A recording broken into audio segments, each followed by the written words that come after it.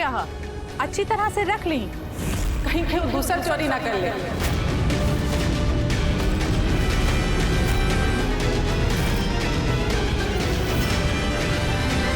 अब वो कहा ना चित्रा,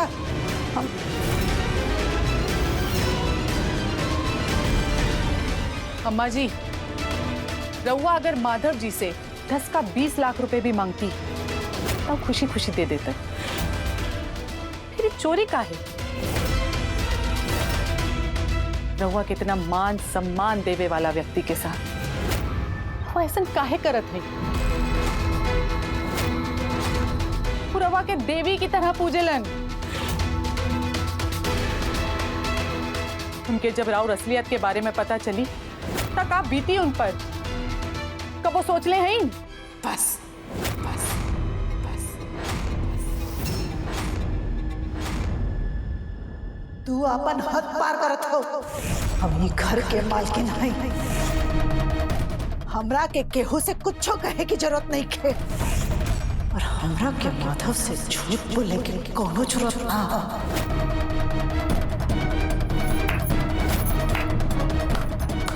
वाह अम्मा जी, 1 लाख का चेक 10 लाख में बदल गई, और कितना फरेब करो। ऐसे कितने बार 5 लाख 50 लाख के लिए हैं? ये कौन कला अम्मा जी, जे में पैसा 10 गुना बढ़ जाला, वो चंद मिनटों में? बस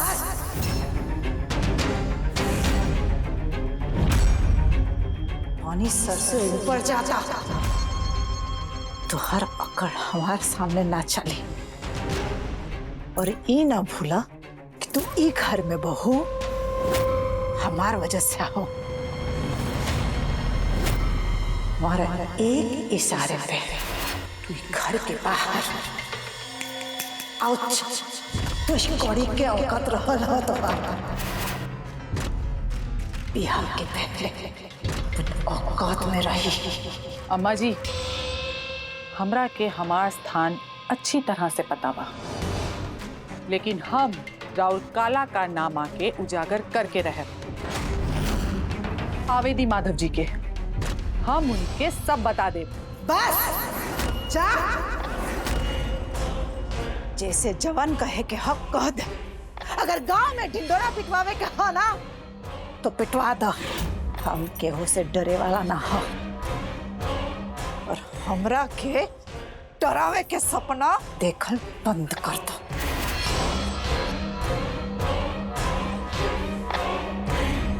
अम्मा जी, हम सपना में भी ना सोचते रही कि राउर असली चेहरा होगी। जब हमरा के इतना दुख होता, माधव जी तक टूट कर बिखर जाइए।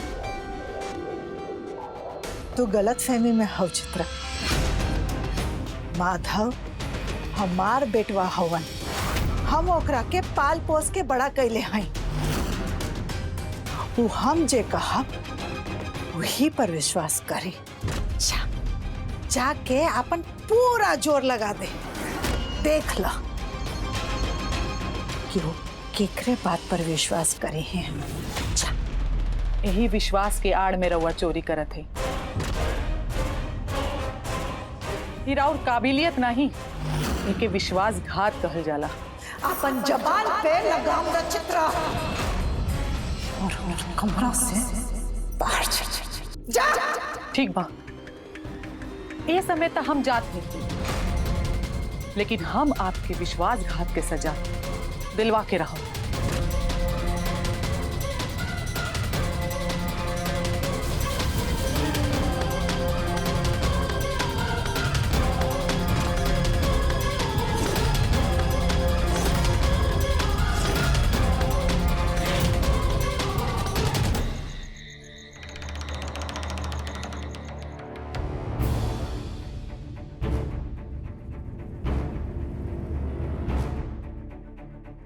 तू गलत फहमी में हो चित्रा। माधव हमार बेटवा हवन, हम ओकरा के पाल पोस के बड़ा कैले हैं।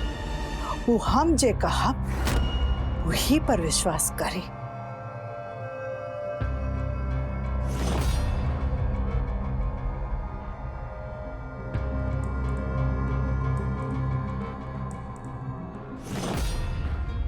क्या बात है हमार चित्रा जी, आज काफी परेशान दिखा दो। अम्मा कुछ बोल देने का? कहले पर नहीं, पर आज जौन कहीं नहीं हो होके लेके हम परेशान हैं। ऐसन का हमार अम्मा कर देनी कि हमार चित्रा इतना टेंशन में आ गए। माधव जी, मजाक की बात ना हो, हम सीरियस हैं।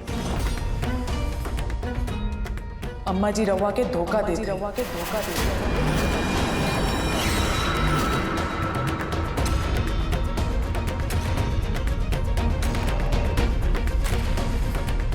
चित्रा अगर तोरी जगह केहू और ही बोले रात ना तो हम मालूम न अब तक का कर देती।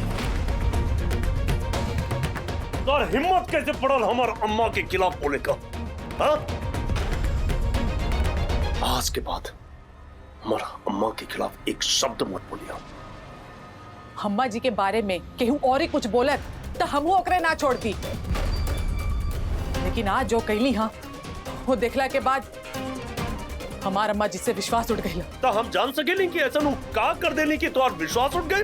पर एक बात चित्रा, हमार बात कान खोल के सुन ला, अगर तुम्हार बात गलत निकल गई ना तो हम जिंदगी में कब्बो तो के माफ ना कर।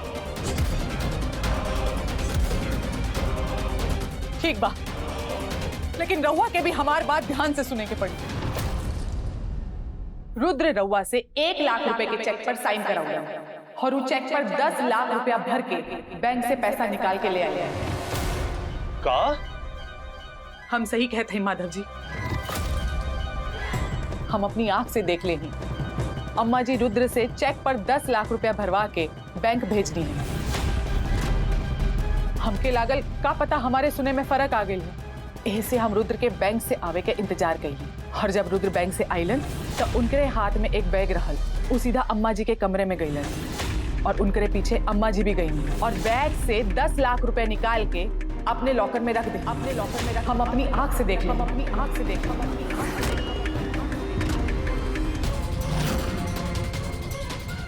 माधव जी चल के अम्मा जी से पूछी हूँ ऐसे काहे कहली है। चली।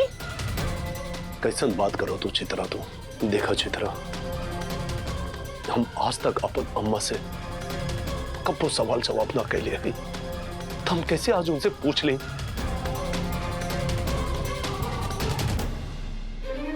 अगर अम्मा 10 लाख रुपया निकलने भी हुई हैं तो वो कोनो जरूरी काम से निकलने हुई हैं। तो चिंता मत करा, हमार बात का विश्वास करा।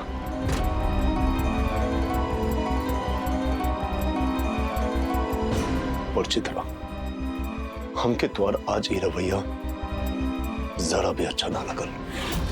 हमरा के भी आपका रवैया अच्छा नहीं लागल। हम ई ना कहते हैं रउआ अम्मा जी के कुछ बोली, हम बस इतना चाहते हैं कि सिर्फ एक बार हम पर विश्वास करके जाके अम्मा जी से बात ता करी। बस चित्रा, बस। हम अपन अम्मा के ऊपर उंगली ना उठा सकेली, लेकिन ई तरह आंख मूंद कर केहू पे भरोसा करे भी ठीक नहीं है माधव जी। बस चित्रा, बस चित्रा, बस चित्रा।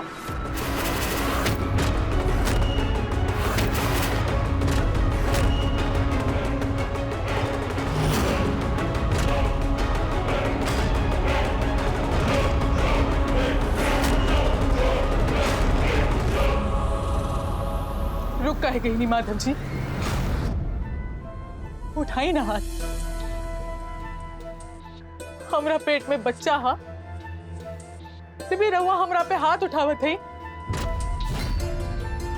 लेकिन एक बात कान खोल के सुन ली माधव जी, राव रवा जी गलत है और ये हम साबित करके रह। चित्रा, आज तक हम अम्मा से कबो ऊंची आवाज में बात ना करी, तो हम कैसे अम्मा के सामने जाके हम बोली कि अम्मा 10 लाख रुपया का गमन का हमके आपके ऊपर शक था। माधव जी, एक हर मतलब ई भइल कि आपके अपन पत्नी के कोनो परवाह नहीं खे। अगर केहू के परवाह हा तो सिर्फ अपन अम्मा जी के। हाँ, हमके हमार अम्मा के ही परवाह बा।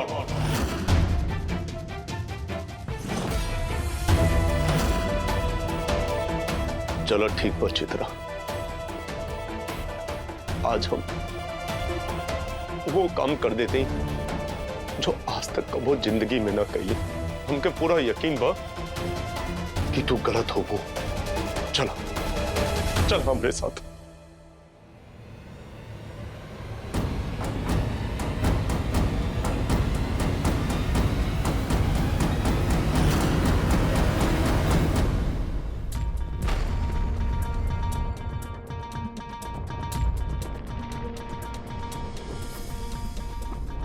का बात हमारा बेटा, का भाई?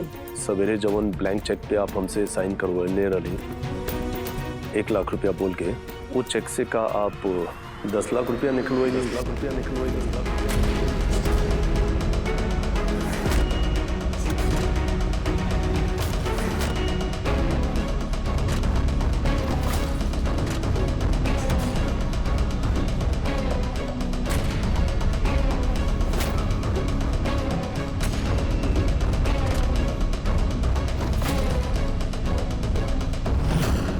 चित्रा के कहले पे तू ये जानल चाहत हवन या फिर सच में सच जाने चाहत हवन,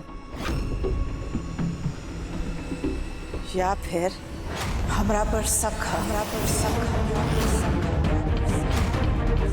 कैसन बात कर रहे हैं अम्मा आप? हमके आपके ऊपर शक नहीं है। आज तक हम कबो आपसे कोनो सवाल पूछले हैं का? वो तो चित्रा के गलतफहमी हो गए रहे, यही से हम आपसे पूछ देनी। रुद्र। जी अम्मा। फाइल लेकर आओ। जी।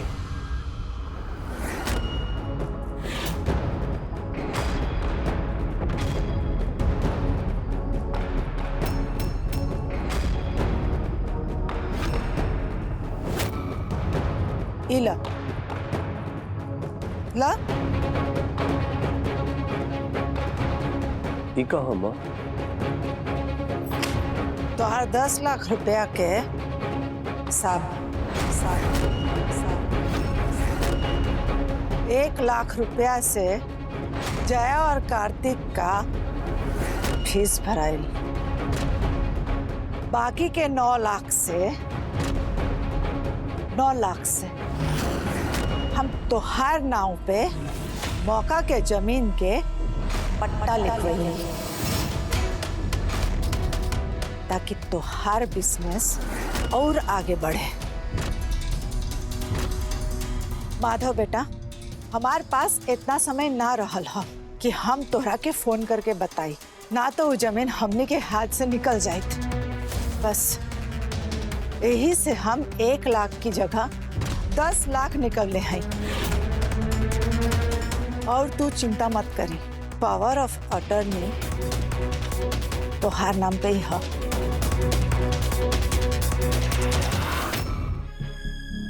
देख लो चित्रा, हमार अम्मा जवन भी काम करेली हमने लोगन के भलाई के लिए करेली, हमने लोगन के खानदान के लिए करेली। तू खामा खाकर शक करत रहो। अब देखा, अब तू अपन आवे वाला नन्ना मेहमान के लिए अच्छा सोचा और शक वक्त मत करा, ठीक बा? अम्मा हम जाते हैं, तनी आराम करते हैं। हाँ।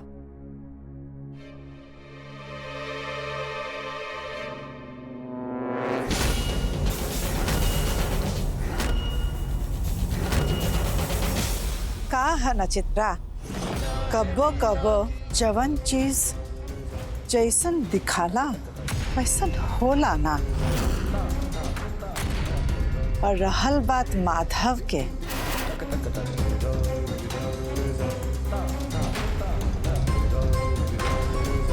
तो वो तो हर बात पर कब्बो विश्वास ना करे जब तक कि हम,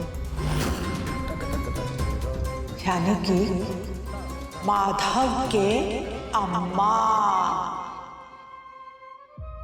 हम ना बोला। यही से बिना मतलब के आपन दिमाग ज्यादा दौड़ावे के जरूरत नहीं है।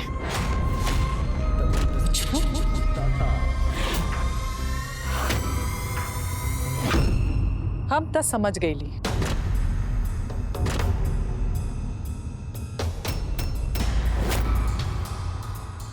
लेकिन एगो बात रउआ भी अच्छी तरह से समझ लेही, हमार माधव जी के साथ धोखाधड़ी का ही खेल हम चले ना दे।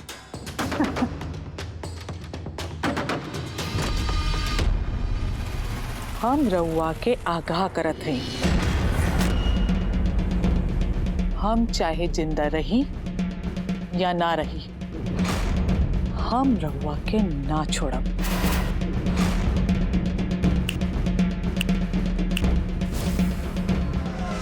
आज से आपन उल्टी गिनती गिनल शुरू कर दें।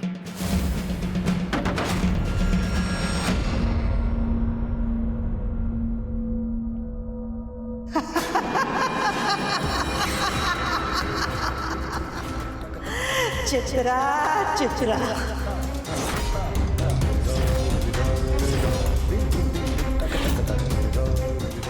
उल्टी गिनती गिने तो अब तू शुरू कर दे चित्रा।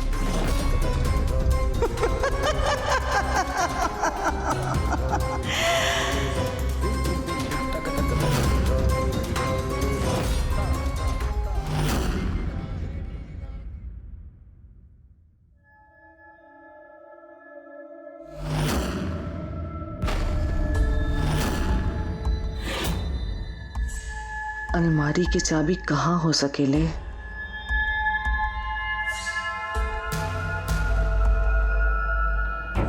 कहीं तकिया के नीचे तो ना ही रख ले हैं अम्मा जी।